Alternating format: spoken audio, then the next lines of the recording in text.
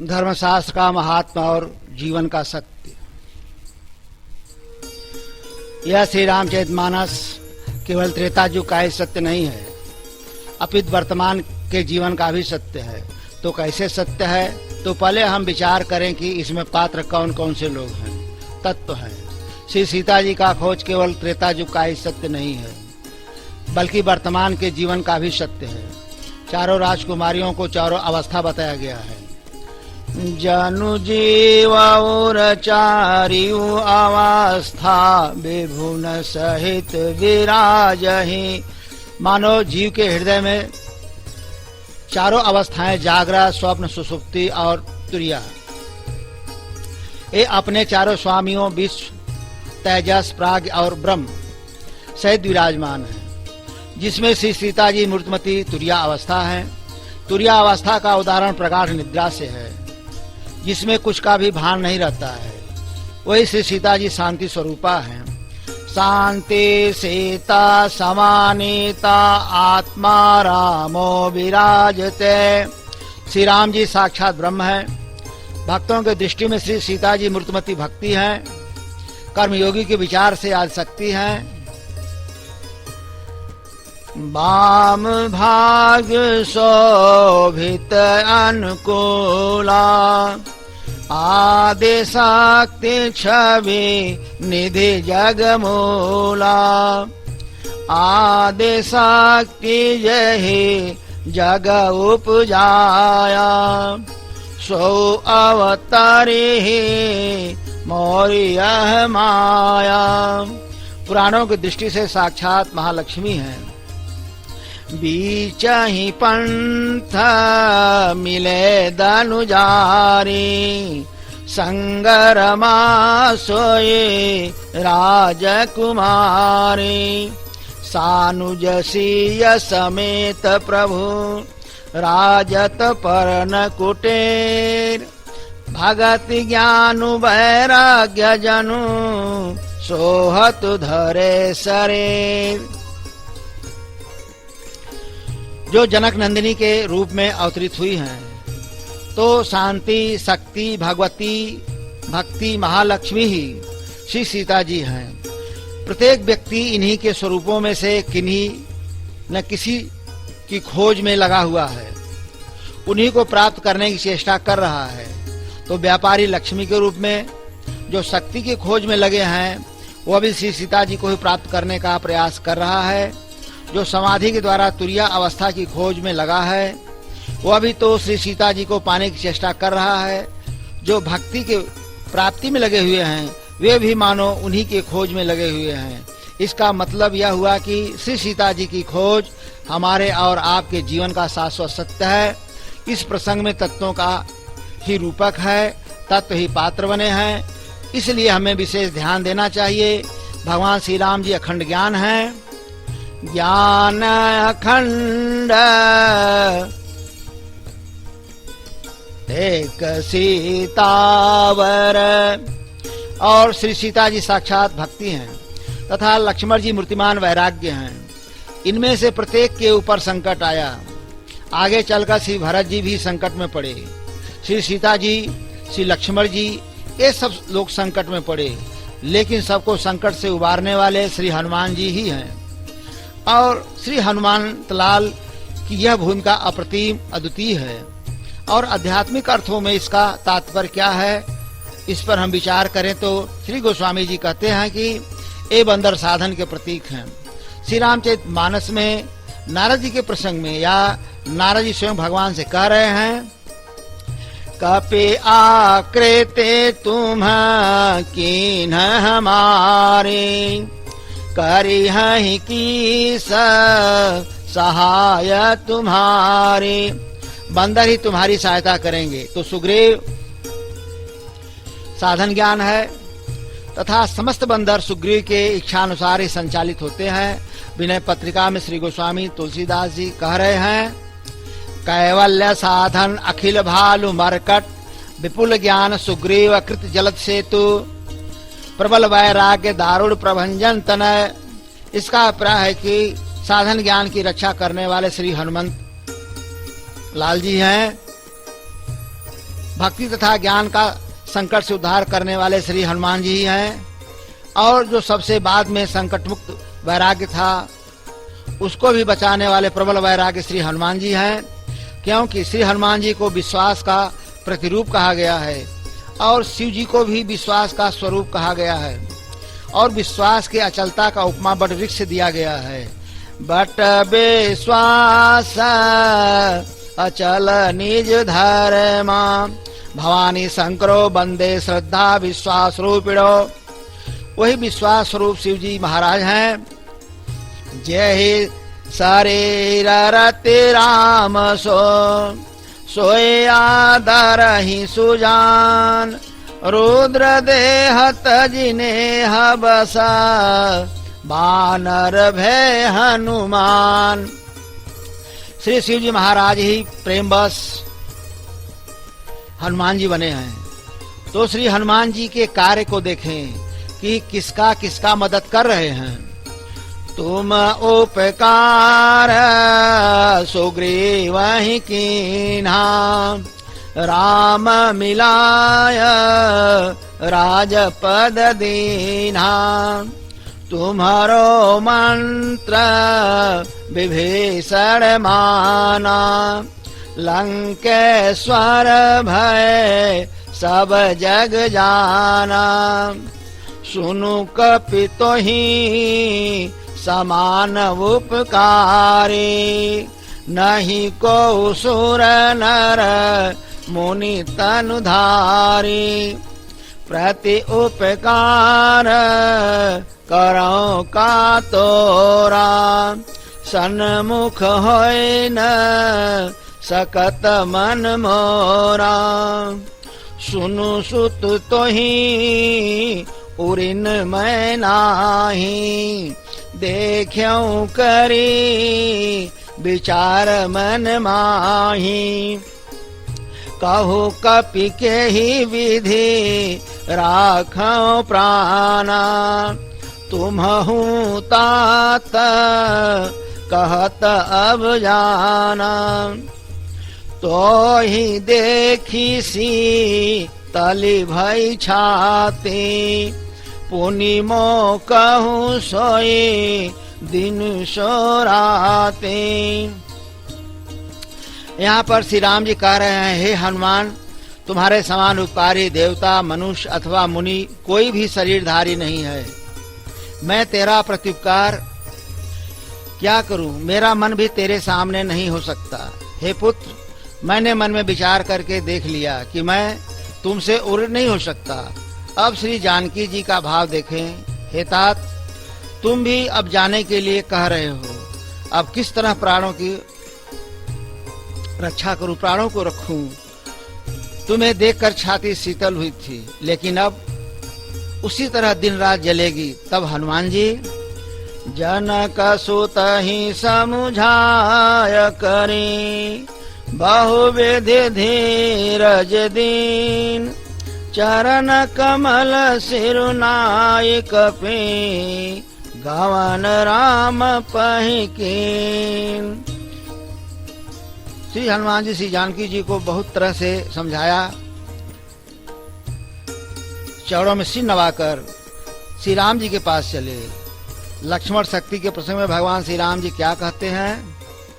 अर्ध राति गई कपि नहीं आयऊ राम उठाय अनुज उर लायऊ। श्री लक्ष्मण जी को हृदय से लगाकर विलाप कर ही रहे थे कि तब तक श्री हनुमान जी आ गए। तब श्री राम जी श्री हनुमान जी को गले लगाकर मिले। प्रभु तो कृतज्ञ हैं, सबके उपकार को मानने वाले हैं।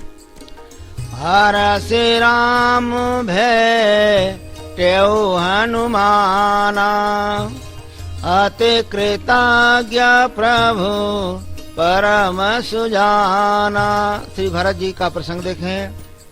यही संदेश सरिस जग माही करि विचार दे क्यों कछु नाही नाहिन तात उरिन मैं तो ही, अब प्रभु चरित सुनावहु मोहि।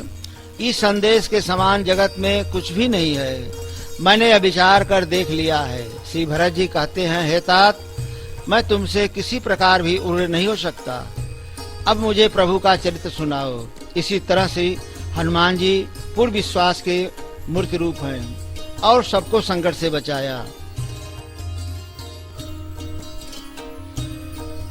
ज्ञान शक्तिश्च कौशल्या सुमित्रोपासनात्मिका, क्रिया शक्तिश्च कैकेयी वेदो दशरथो निपः, अवधपुरे रघुकुल मनिराऊ, वेद विदित तेहि दशरथ नाऊ।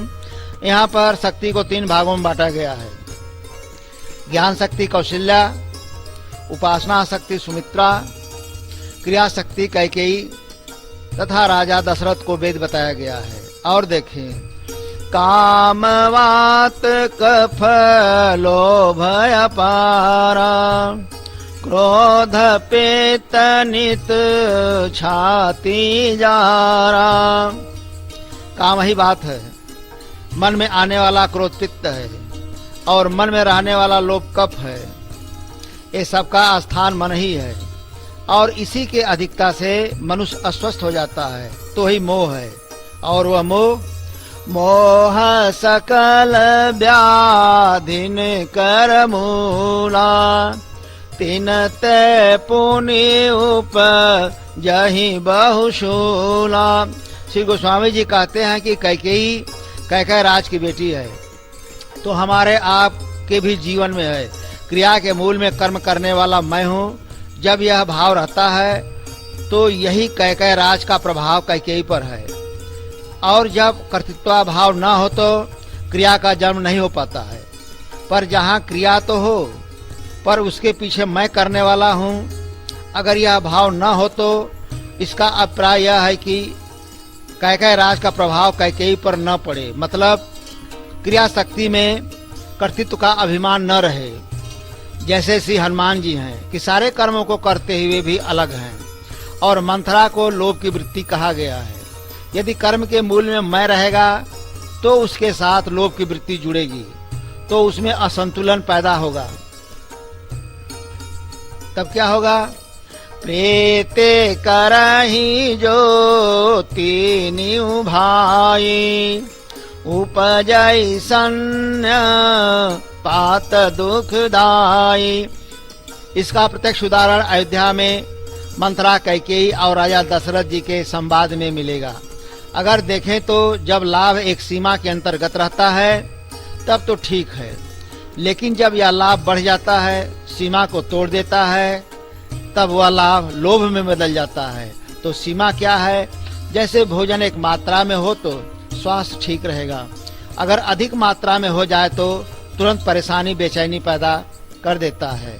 दूसरा की मात्रा बढ़ जाने पर अ से औ तक पहुंचने में, आ ई उ ए औ तक पहुंचने में इसी तरह कई अक्षरों को पार करना पड़ता है। तो यही उल्लंघन अतिरेक हो गया। तो इसी तरह मंथरा कैकेयी के जीवन में है। तो मंथरा को लोभ का प्रतीक बताया गया है। जब भी लोभ होता है तब विषय को लेकर होता है, जो कि कैकेयी के जीवन में देखने को मिलेगा, जिसमें कर्तापन, कर्तृत्वाभिमान है, जिसका परिणाम बड़ा दुखदायी होता है, जो कि लोभ में पड़कर स्वार्थवश राजा दशरथ जी रूपी वेद का प्राण हरण करती है। अब क्रोध को देखें। चले जात मुनि दीन दिखाई, सुनी ताड़का क्रोध करिधाई। तो ताड़का को क्रोध बताया गया। तो काम कौन है? मम अनुरूप पुरुष जग माही देख्यौ खोजी लोक तिहु नाही ताते अब लगे रहूं कुमारी मनुमाना कछु तुम ही निहारी। तो सुपुंखा को काम का प्रतीक बताया गया है और काम को व्यापक शब्दों में प्रयोग किया गया है। सुग्रीव भी श्री रघुनाथ जी से कह रहा है विषय बास्य सुर नर मुनि स्वामी मैं पावर पशु कपि कामी काम क्रोध लोभादि मद प्रबल मोह कह धार काम क्रोध मद मात्सर भय काम इनहि हरस प्रद बरसाए काम तात तेन अति प्रबल खल काम क्रोध अरुलोभ मुनि विज्ञान धाम मन करहि निमिखि महु छो काम क्रोध मद लोभ सब नाथ नरक के पंथ सब परिहर रघुवीर ही भजहु भजहि जेहि संत बिनु संतोषन काम नशाही काम अछत सुख सपने नाही। यहाँ तक काम को व्यापक भाव में अर्थों में प्रयोग किया गया। काम को समझने के लिए एक काम एक विकार जब तक मन के अंदर रहते हैं तब तक मानस रोग कहे जाते हैं। तो अब मानस रोग का वर्णन देखें, सुने। सुनहु तात अब मानस रोगा जिनते दुख पावहि सब लोगा मोह सकल व्याधिन कर मूला तिनते पुनि उपजहि बहुशूला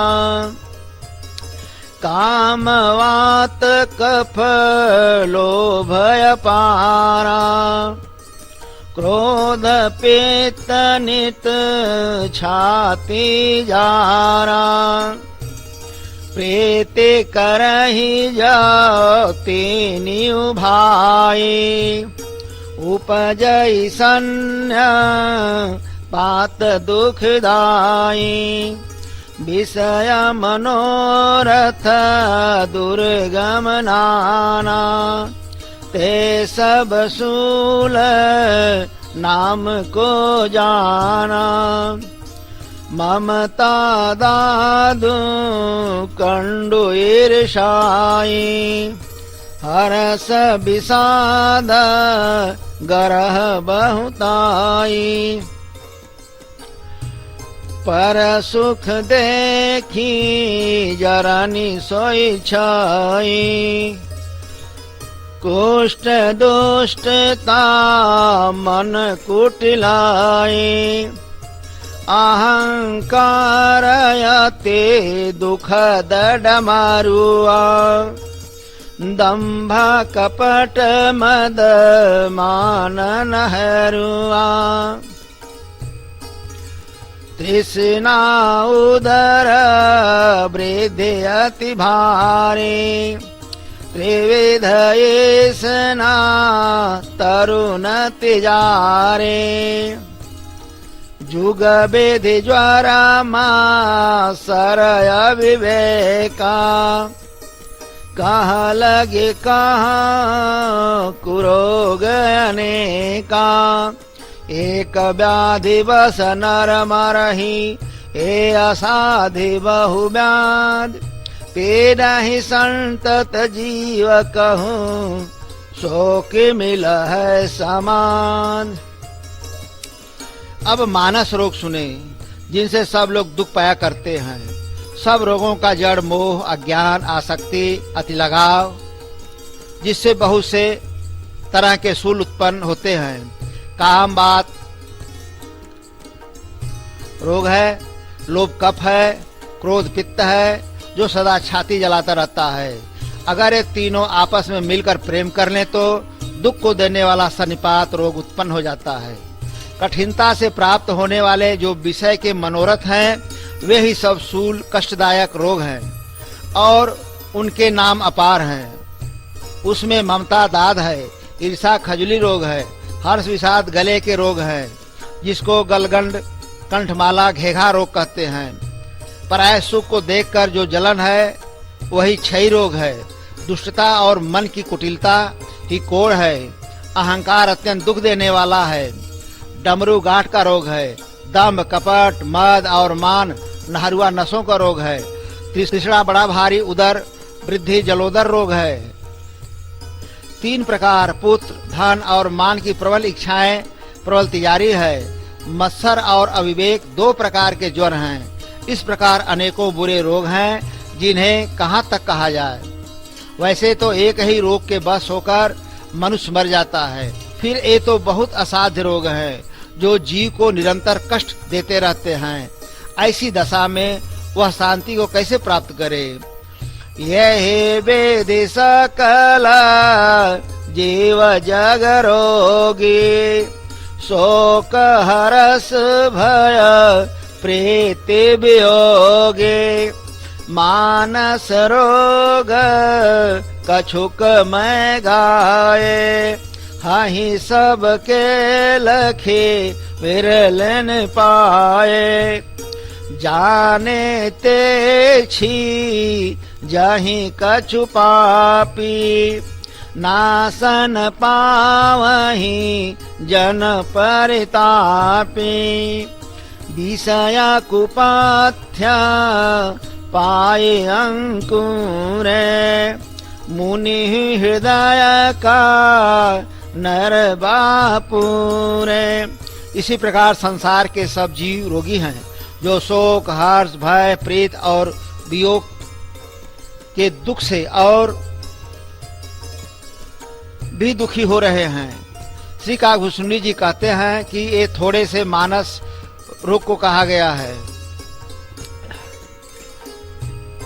ये रोग सबको है परंतु उन्हें कोई बिरले ही जान पाए हैं और जानने से ही कुछ अवश्य क्षीण होते हैं परंतु इनका समूल नाश नहीं होता और ये विषय रूपी कुपथ पाकर औरों को तो छोड़िए मुनियों के भी हृदय में अंकुरित हो उठते हैं। तो साधारण लोगों की क्या दशा होगी। फिर भी निश्चिंत हैं। अब अंकुरित हो गए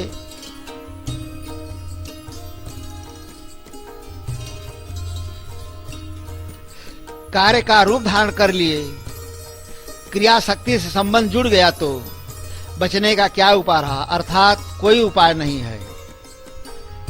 ये तो जीव के मन के रोगों का वर्णन रहा कि जीव के मन में कितने तरह के रोग हैं। अब दूसरे भाव में देखें कि जीव राक्षसों के बीच में कैसे फंसा है। तो जीव के लंका की रचना देखें और उस लंका में राक्षसों के बीच में जीव कैसे फंसा है जो कि नहीं निकल पा रहा है। तो उन लंका और राक्षसों का रूपक देखें। विनय पत्रिका से है। बपुस ब्रह्मांड सुप्रवृत्ति लंका दुर्ग रचित मन तनुजमय रूपधारे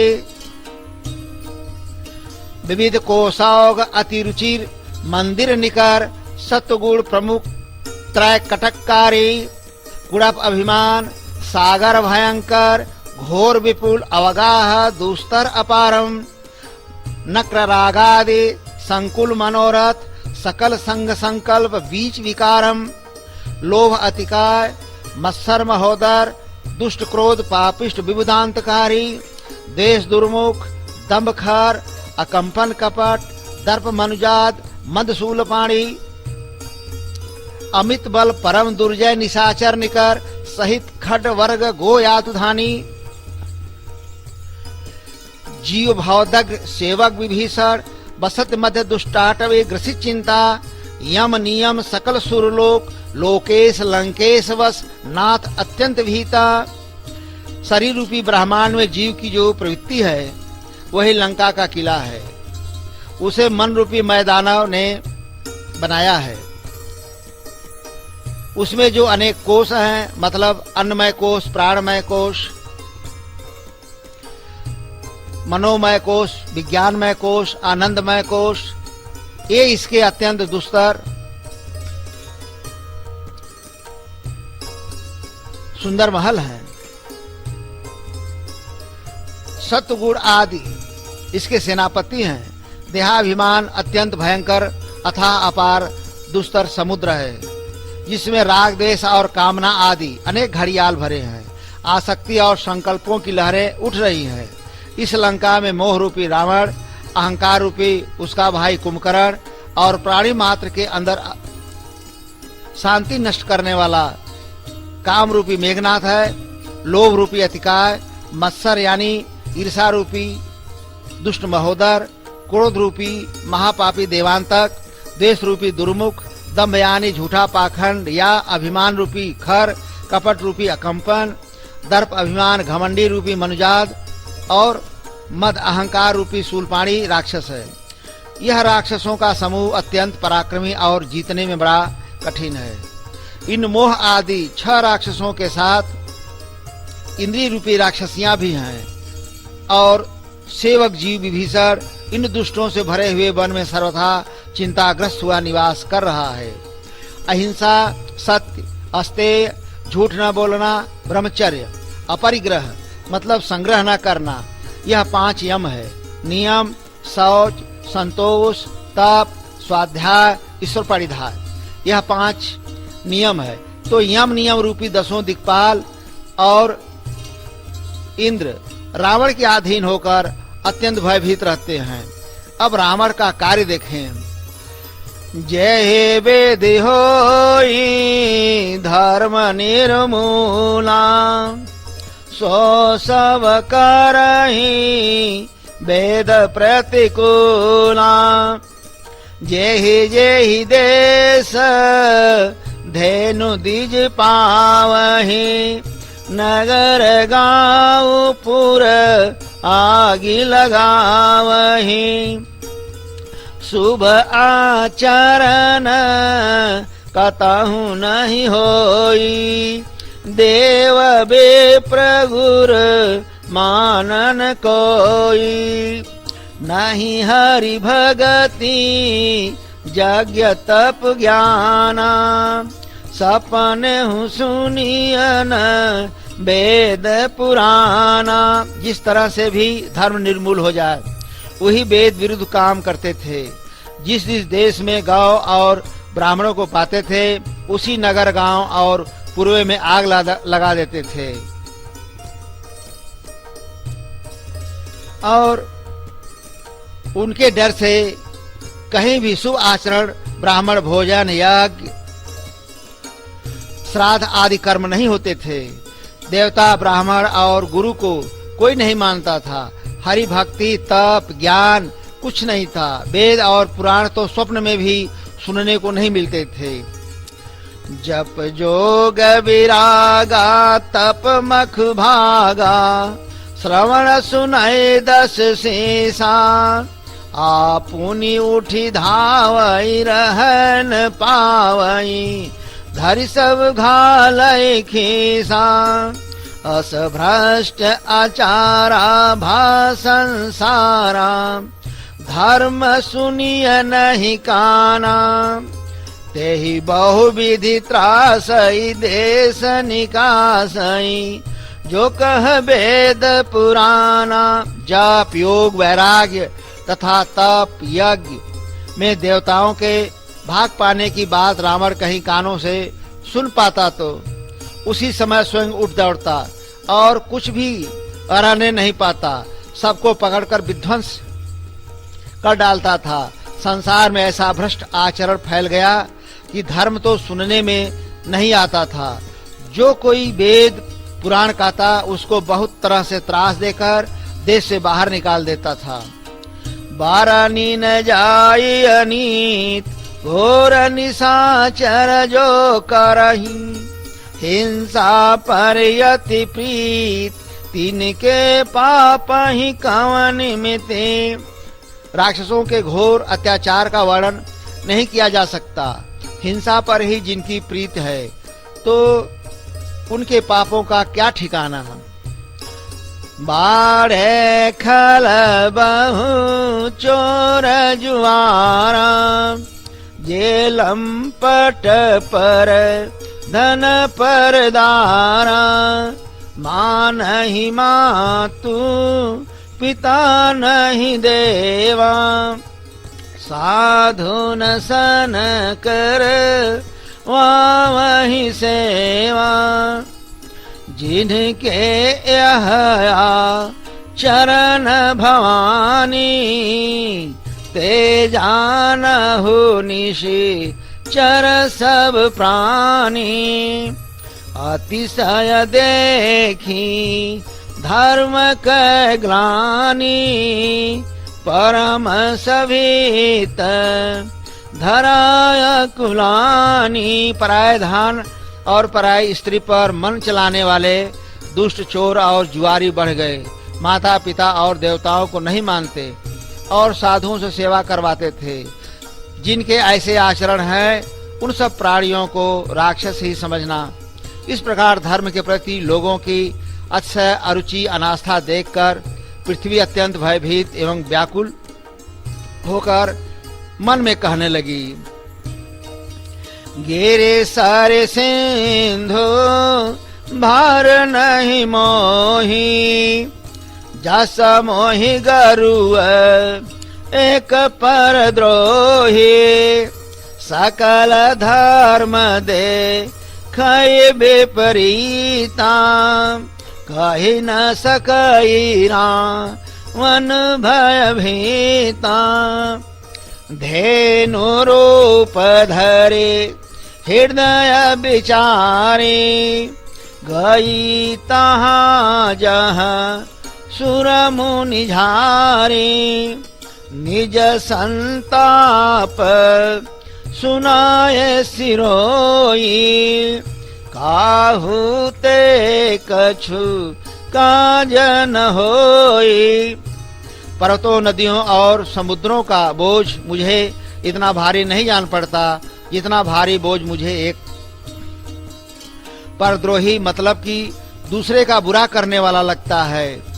सारे धर्मों को विपरीत देखकर भयबस रावण से कुछ कह न सकी और अंत में विचार कर गांव का रूप धारण कर वहां गई जहां सब देवता मुनि छिपे थे।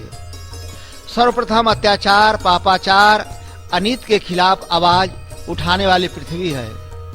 अंत में गांव का रूप धारण करके देवताओं के साथ ब्रह्मा जी के पास गई। तभी से राक्षसों से लेकर अब तक गौ माता उनके कोप का भाजन होती जा रही है। पृथ्वी ने रोकर उनको अपना दुख सुनाया पर किसी से कुछ काम नहीं बना। तब क्या हुआ? सुर मुनि गांधर्वा मिलकर सरवा गे बिरंची के लोका संग गोतनुधारी भूमि विचारी परम विकल भय शोका। ब्रह्मा सब जाना मन अनुमाना मोर कछु न बसाई। जा करी तै दासी सोया विनाशी हमरे उतोर सहाय। तब देवता मुनि और गंधर्व सब मिलकर ब्रह्मा जी के पास गए। संग में गौ का शरीर धारण करके शोक और भय से ग्रस्त साथ में पृथ्वी भी थी। ब्रह्मा जी जान गए इसमें मेरा कुछ बस नहीं चलेगा। तो पृथ्वी से कहे, जिसकी तू दासी है वह अविनाशी परमात्मा हम दोनों का सहायक है। तो ब्रह्मा जी कहे कि हे पृथ्वी, धीरज धारण करके श्रीहरि के चरणों का स्मरण करो। प्रभु अपने दासों की पीड़ा को जानते हैं, वे तुम्हारी कठिन विपत्ति का नाश करेंगे। बैठे सुर सब करहि विचार, कह पाइय प्रभु करिय पुकारा। पुर बैकुंठ जान कह कोई, को कह पय निधि बस प्रभु सोई।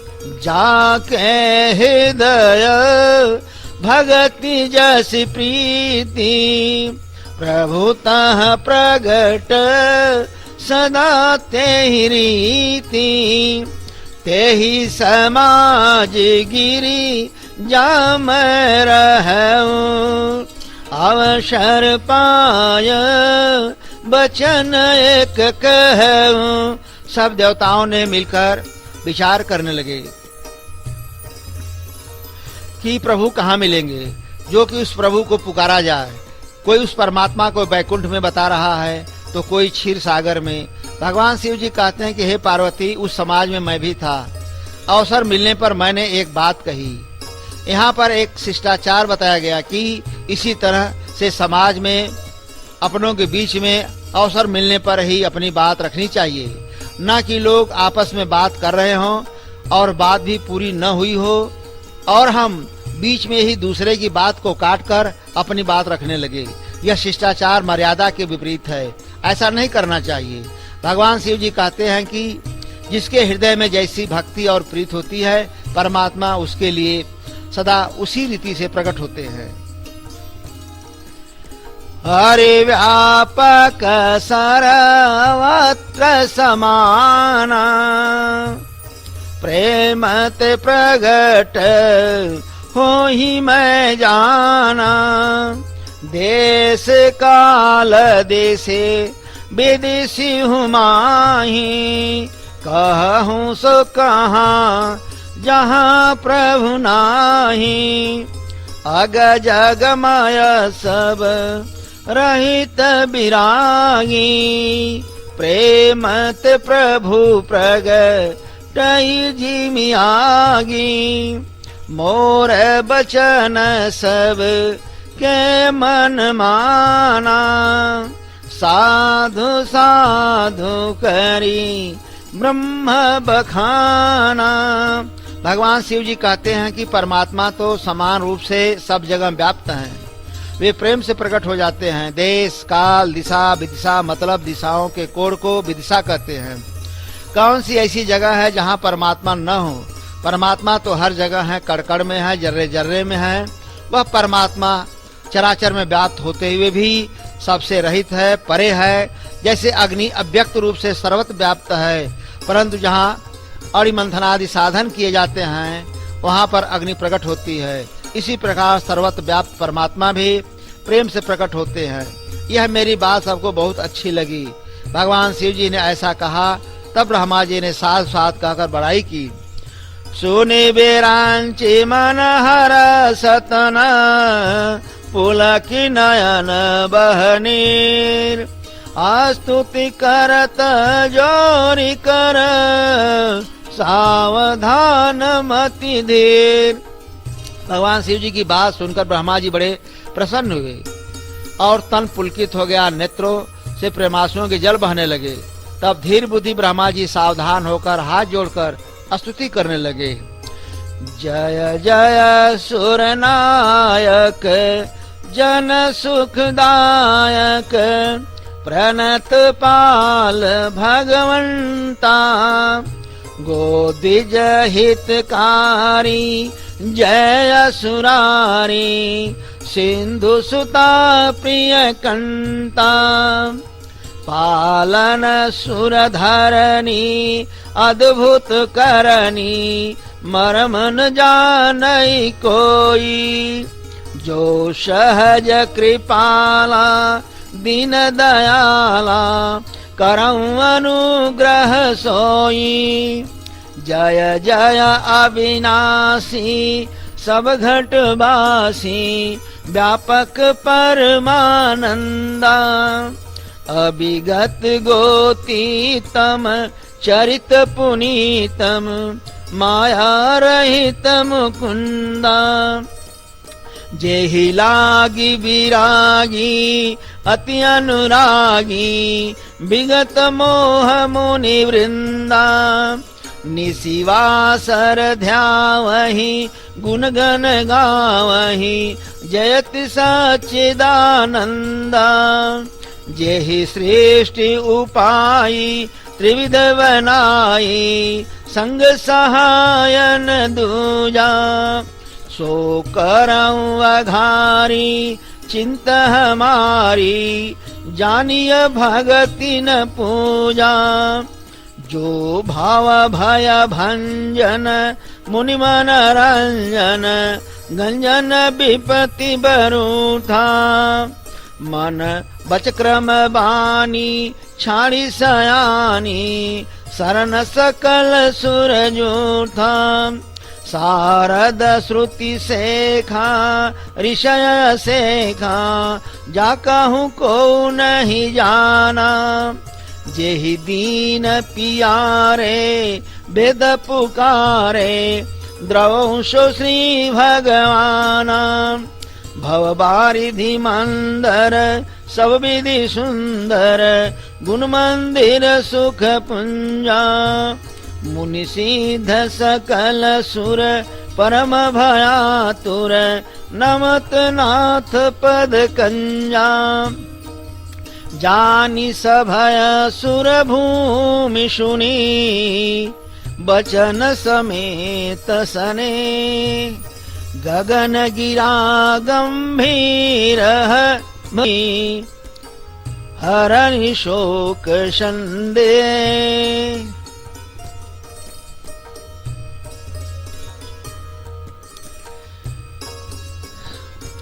हे देवताओं के स्वामी और सेवकों को सुख देने वाले इच्छा करने वाले भगवान आपकी जय हो।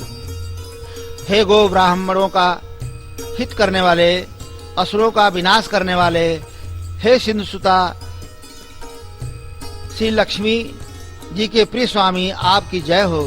हे देवताओं और पृथ्वी का पालन करने वाले प्रभु आपकी लीला अद्भुत है, उस लीला का भेद कोई नहीं जानता। ऐसे जो स्वभाव से ही कृपालु और दीन दयालु हैं वे ही प्रभु हम पर कृपा करें।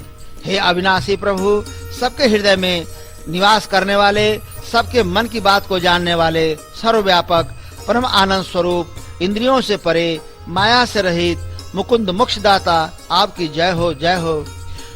हे भोगों से परे विरक्त तथा मोह से सर्वथा छूटे हुए ज्ञानी मुनि वृंद भी अत्यंत अनुरागी बनकर आपका दिन रात ध्यान करते हैं और आपके गुणों के समूह का गान करते हैं।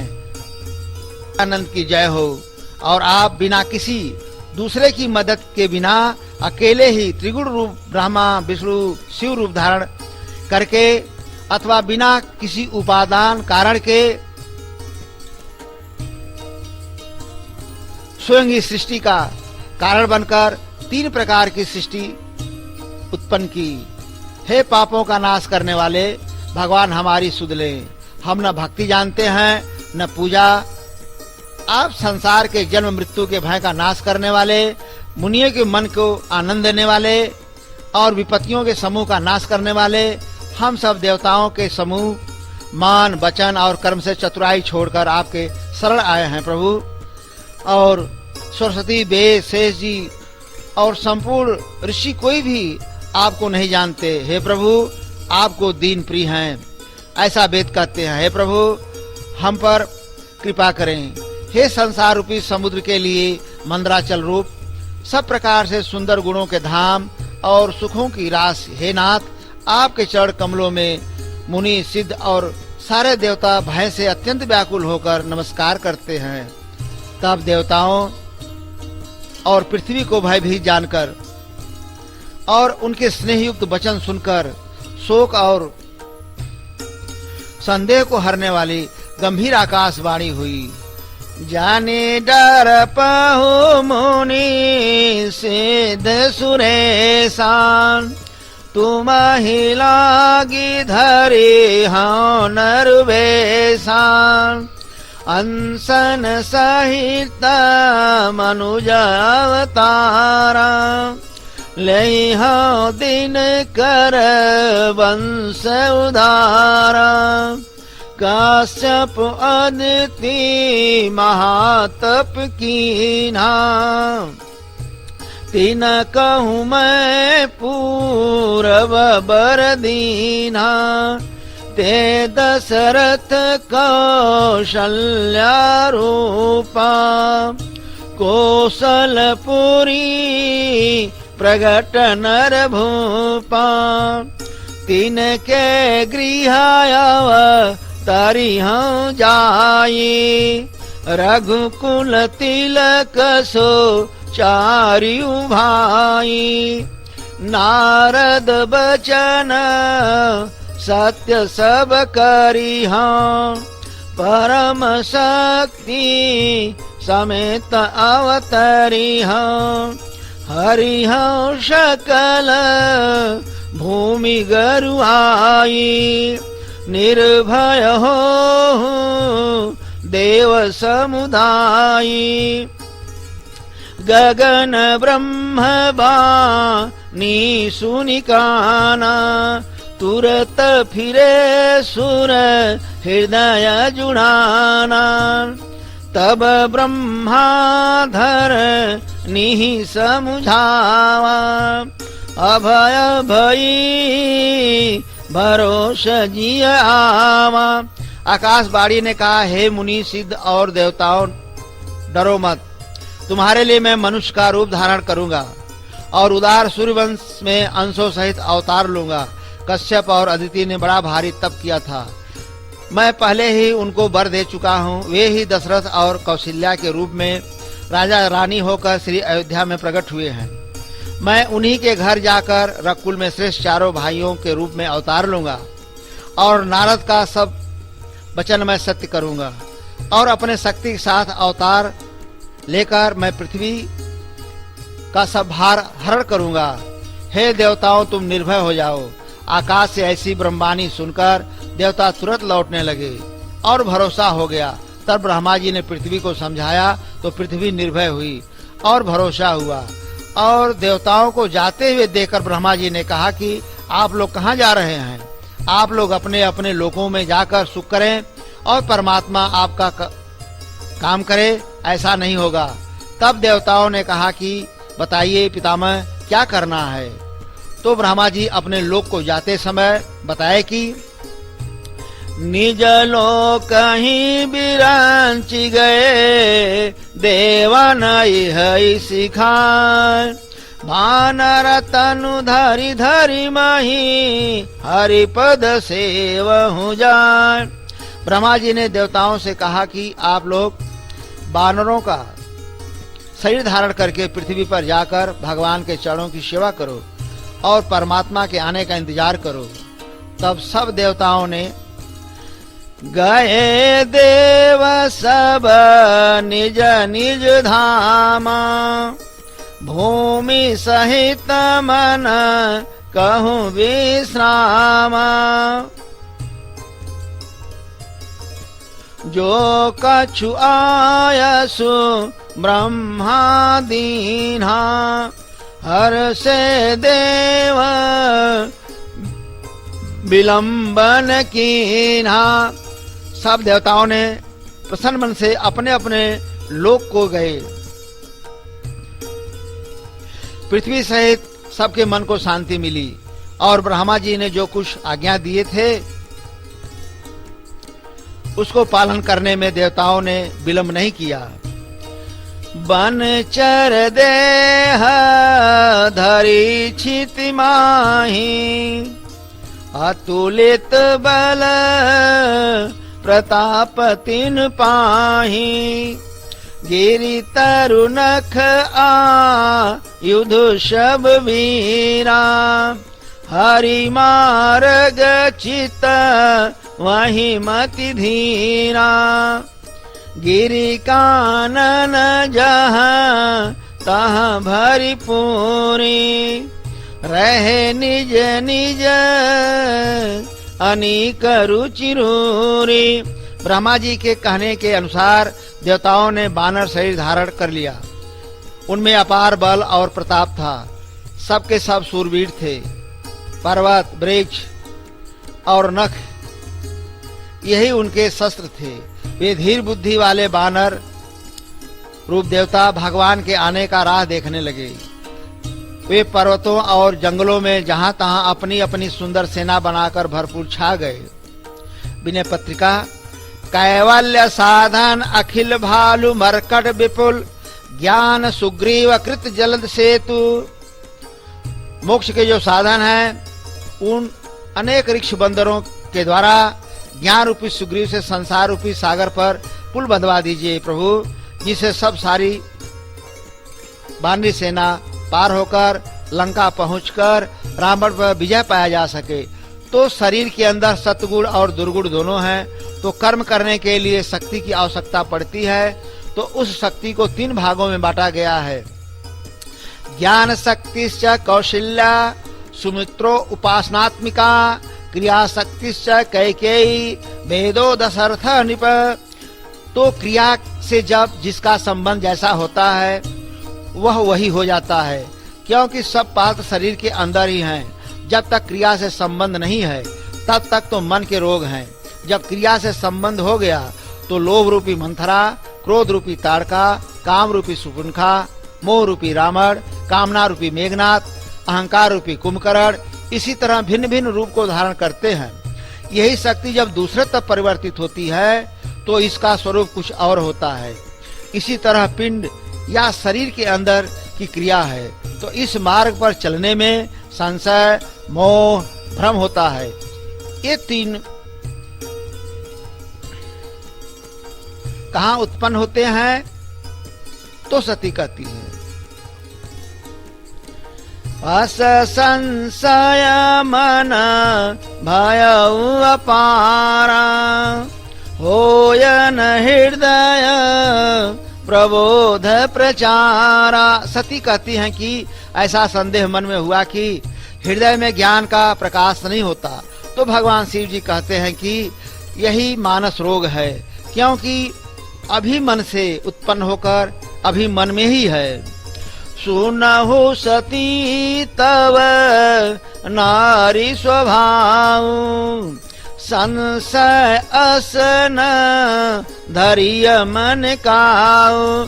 भगवान शिव जी कहते हैं सुनो सती, तुम्हारा स्त्रियों का स्वभाव है, ऐसा संदेह मन में कभी नहीं करना। तो पहली क्रिया मन में होती है, दूसरी क्रिया बुद्धि में होती है, तीसरी जब बुद्धि से होकर जब चित्त में पहुंचती है। अब इसके लिए मुनि नारद का प्रसंग देखें। मुनि मोह मन हाथ पराए हसहि शंभुगन अतिश चुपाए यद्यपि सुनहि मुनि अटपट बानी समुझी न परई बोधि भ्रम शानी मुनि अति विकल मोह मति नाठी। मुनि का मन पराया हाथ में होने से मोहित हो गया। तब शिव जी के गण समय पाकर हंसने लगे, जबकि मुनि नारद शिव जी के गणों के द्वारा अटपटी वाणी सुन रहे हैं। देखिए कि बुद्धि भ्रमित होने के नाते बात के वास्तविक स्वरूप को नहीं समझ पा रहे हैं, क्योंकि बुद्धि तो मोह में नष्ट हो गई है।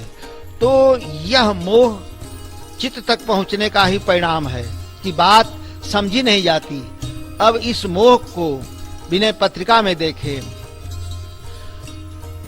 मोह जनित मल लाग विविधि विधि कोटिहु जतन जाई जन्म जन्म अभ्यास निरत चित अधिक अधिक लपटाई। मोह से उत्पन्न जो अनेक प्रकार का मल लगा हुआ है वह करोड़ों उपायों से भी नहीं छूटता।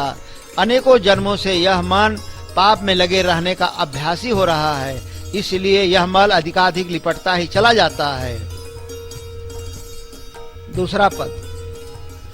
जो निज मन परिहर विकारा तौ कत द्वैत जनित संश्रित दुख संशय शोक पारा शत्रु मित्र मध्यस्थ तीनी ए मन कीन है बरियाई त्यागन गहन उपेक्षणीय अहि हाटक तृण की नाई असन बसन पशु वस्तु विविधि विधि सब मनि महरह जैसे सरग नरक चर अचर लोक बहु बसत माध्य मन तैसे विटप माध्य पुतरिका सूत मह कंचुकी बिनहि बनाए मन मह तथा लीन नाना तनु प्रगटत अवसर पाए। श्री गोस्वामी जी कह रहे हैं कि यदि हमारा मन विकारों को छोड़ दे तो फिर द्वैत भाव से माया से उत्पन्न सारी भ्रम और अपार शोक क्यों हो? यह सब मन के विकारों के कारण ही होते हैं। शत्रु मित्र और उदासीन इन तीनों की मन में ही हर से कल्पना कर रखी है। शत्रु को सांप के समान त्याग देना चाहिए, मित्र को स्वर्ण के तरह ग्रहण करना चाहिए और उदासीन की तृण के तरह उपेक्षा कर देनी चाहिए। ये सब मन की ही कल्पनाएं हैं। जैसे बहुमूल्य मणि में भोजन, वस्त्र, पशु और अनेक प्रकार की चीजें रहती है, वैसे ही स्वर्ग, नरक, चराचर और बहुत से लोग इस मन में रहते हैं। भाव यह है कि छोटी सी मणि के मोल से जो जी में चाहे सो खाने पीने पहनने की चीजें खरीदी जा सकती हैं, वैसे ही इस मन के प्रताप से जीव स्वर्ग नरक आदि में जा सकता है। कैसे? जैसे पेड़ के बीच में कठपुतली और सूत में वस्त्र बिना बनाए ही सदा रहते हैं, उसी प्रकार इस मन में भी अनेक प्रकार के शरीर लीन रहते हैं जो समय पाकर प्रकट हो जाते हैं। संसार कंतार अति घोर गंभीर घन गहन तरु कर्म संकुल मुरारी वासनावल्ली खर कंकटाकुल विपुल निविड़ विटपाटवे कठिन भारी। यह संसार रूपी वन बड़ा ही भयानक और गहरा है। इसमें कर्म रूपी वृक्ष बड़ी ही सघनता से लगे हैं, वासना रूपी लताएं लिपट रही हैं और व्याकुलता रूपी पैने काटे बिछ रहे हैं। इस प्रकार यह सघन वृक्ष समूहों का महाघोर वन है। रघुपति भगति वारि छालित चित बिन प्रयास ही सूझे तुलसीदास कह चिद विलास जग बूझत बूझत बूझे। इस मन के विकार कब छूटेंगे? जब श्री रघुनाथ जी की भक्ति रूपी जल से धुल कर चित्त निर्मल हो जाएगा, तब अनायास ही सत्य रूप परमात्मा दिखलाई देंगे। किंतु श्री गोस्वामी तुलसीदास जी कहते हैं कि इस चैतन्य के विलास रूप जगत का सत्य तत्व परमात्मा समझते समझते ही समझ में आवेगा। दूसरा पद, रघुपति भागति करत कठिनाई कहत सुगम करनी अपार जाने सोई जेहि बनियाई जो यही कला कुशलता कह सोई सुलभ सदा सुखकारी सफरी सन्मुख जल प्रवाह सुरसरी बह गज भारी जो सर करा मिले सिकता मह बलते न को बिलगावे अति सूक्ष्म पिपीलिका बिनु प्रयास ही पावे सकल दृश्य निज उदर मेली सोए निद्रा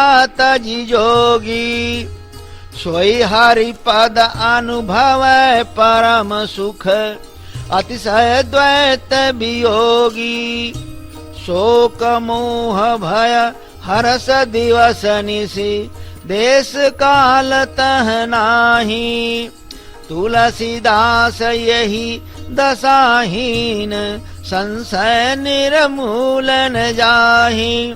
श्री रघुनाथ जी की भक्ति करने में बड़ी ही कठिनता है, पर कहना तो सहज है, पर उस भक्ति का करना बड़ा कठिन है।